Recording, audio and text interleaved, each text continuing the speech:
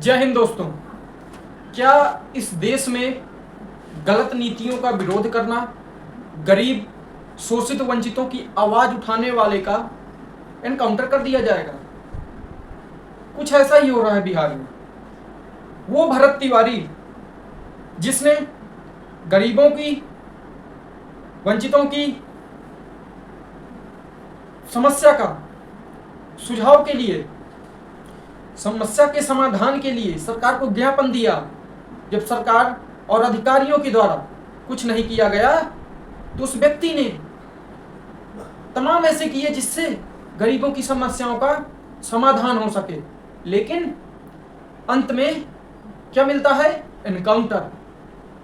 और उस प्रदेश का मुख्यमंत्री बोलता क्या है कि वह एक मानसिक रूप से विक्षिप्त था। क्या गरीबों की आवाज उठाना, क्या गरीबों के हक के लिए लड़ना, अपने हक के लिए लड़ना, क्या कोई मानसिक रूप से विक्षिप्त हो सकता है? उसे मानसिक रोगी बना दोगे जो अपने हक के लिए लड़ेगा।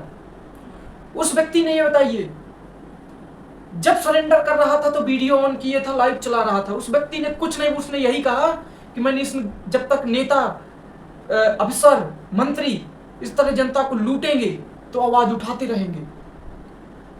उसने ये सब कहते हुए सरेंडर किया अपने आप को। इसके बावजूद आपने उसका एनकाउंटर किया। क्यों किया एनकाउंटर? पहली बात तो एनकाउंटर आप कर नहीं सकते किसी का। क्या वो अपराधी था? क्या वो गुंडा था? क्या वो माफिया था? आपकी पार्टी में इतने गुंडे, माफिया, अपराधी भरे पड़े हुए हैं, उनका तो कुछ नहीं कर लेते। उनके सामने तो पैंट गीली हो जाती है आपकी। एक गरीब व्यक्ति जो गरीबों की आवाज उठा रहा है, आप उसका घर तोड़ने की बात कर रहे हैं। उसकी माँ का हाल पूछो, उस माँ का बुरा हाल हो गया है। उसकी माँ बता रही है कि मेरा बच्चा कोई अपराधी नहीं था, मेरा बच्चा कोई मानसिक रूप से बीमार नहीं था, मेरा बच्चा सिर्फ गरीबों की आवाज उठाना चाहता था। क्या ये गलत है?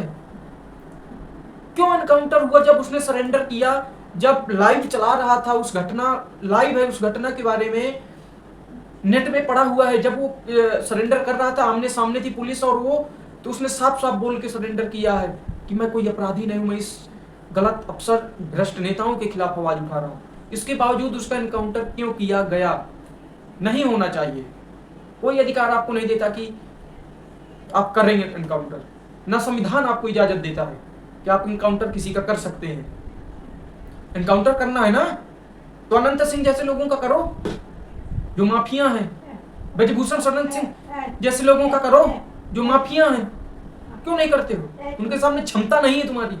बस आप गरीब को ही परेशान कर सकते हैं, आपकी औकात नहीं है गुंडों के खिलाफ बोलने की। क्या उसका कसूर था? उसकी आत्मा चीख चीख कर पूछ रही है कि मेरा कसूर क्या था? जो व्यक्ति गरीबों के हक की लड़ाई लड़ता था, उसको आपने मार दिया। क्यों ऐसा क्यों हुआ? मारना क्या गलत है? मारना क्या सही है?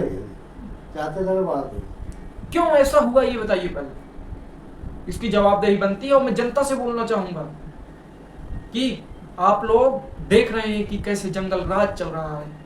अब तय आपको करना है कि सरकार को अगले चुनाव में रखना है या फिर इस सरकार को उखाड़ फेंकने का काम करना है।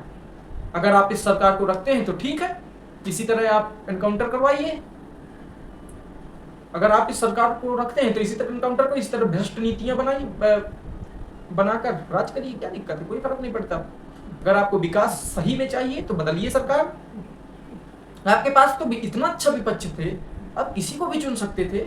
इन गंवारों से तो बेहतर है जिससे शुद्ध हिंदी इंग्लिश बांचते नहीं आती, जिस मुख्यमंत्री को, मतलब वो प्रदेश को संभालने के लिए वो बैठा है। कैसी मतलब विडंबना है। तो यही है कि बस आपके हाथ में है क्या करना है। जय हिंद दोस्तों, अपनी राय जरूर दें। जय हिंद दोस्तों।